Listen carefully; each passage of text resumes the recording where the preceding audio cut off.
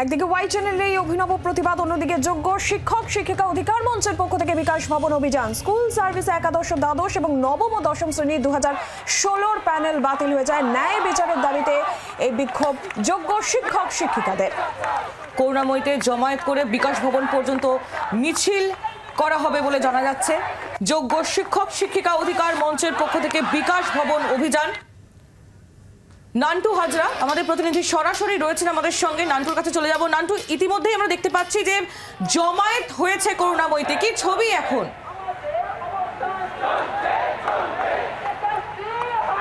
দেখো, তোমাকে আমি প্রথমে একটু ছবিটা দেখাই। এই মুহূর্তে প্রচুর সংখ্যক যোগ্য যারা শিক্ষক শিক্ষিকা তারা কিন্তু এই মুহূর্তে করুণাময়ী মোড়ে জমায়েত হয়েছে এবং এখান থেকেই তারা বিকাশ ভবন যাবে, শিক্ষামন্ত্রীর সাথে দেখা করবে।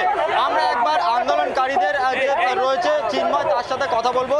যে চিন্ময়, আজকে তোমরা বিকাশ ভবন যাচ্ছ, তোমরা তো যোগ্য শিক্ষক শিক্ষিকা, তোমাদের দাবিটা কি থাকবে? আমাদের দাবি লয়ারদের কাছে এটাই থাকবে যে তারা যেন ভালোভাবে প্রস্তুতি নিয়ে লড়েন।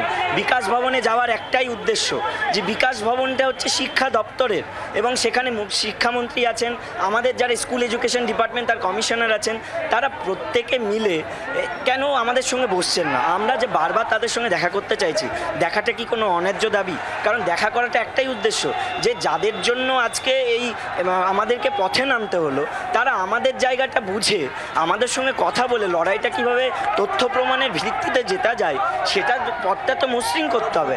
আর কিছু দাবি তো নেই। আমরাও জানি কোর্টের লড়াই, কিন্তু কোর্টের লড়াইটা তোমাদের এই যে শিক্ষামন্ত্রীর কাছে তোমরা মানে দাবিটা কি থাকবে? যে তোমাদের যে চাকরি থেকে আপাতত স্থগিতাদেশ দিয়ে দেওয়া হয়েছে, সেখানে দাঁড়িয়ে কি কারণে দিল? দেখুন, স্থগিতাদেশ দেওয়া হয়েছে, স্থগিতাদেশটা সম্পূর্ণ শেষ কথা নয়। আমাদেরকে এই যুদ্ধে জয়ী হতে হবে।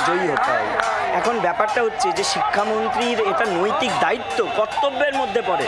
যারা যোগ্যতার ভিত্তিতে চাকরি পেয়েছে বৈধভাবে, তাদেরকে বাঁচানোটা ওনার নৈতিক কর্তব্য। এবং নৈতিক কর্তব্য শুধু নয়, বাঁচাতেই হবে।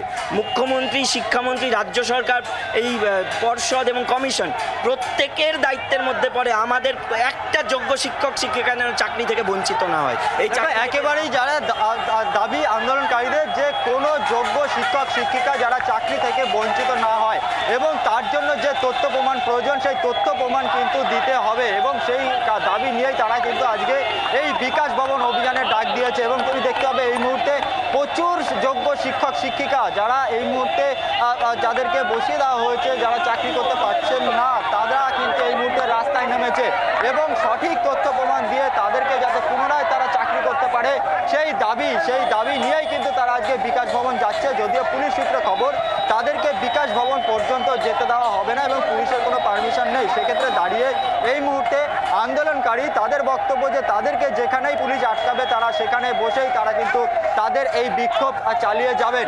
এবং এখন পর্যন্ত করুণাময়ী তাদের কিন্তু জমায়েত, এবং সেই জমায়েত তুমি দেখতে পাচ্ছ যে প্রচুর সংখ্যক যারা যোগ্য শিক্ষক শিক্ষিকা তারা কিন্তু এই মুহূর্তে এই করুণাময়ী থেকে মিছিল করে তারা বিকাশ ভবন পর্যন্ত যাবে।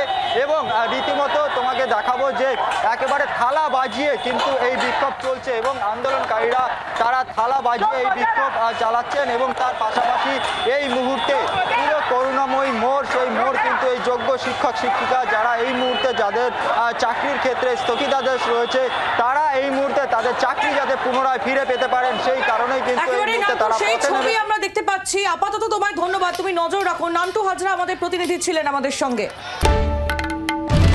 বাংলার আওয়াজ, বাঙালির আবেগ, জি 24 ঘন্টা।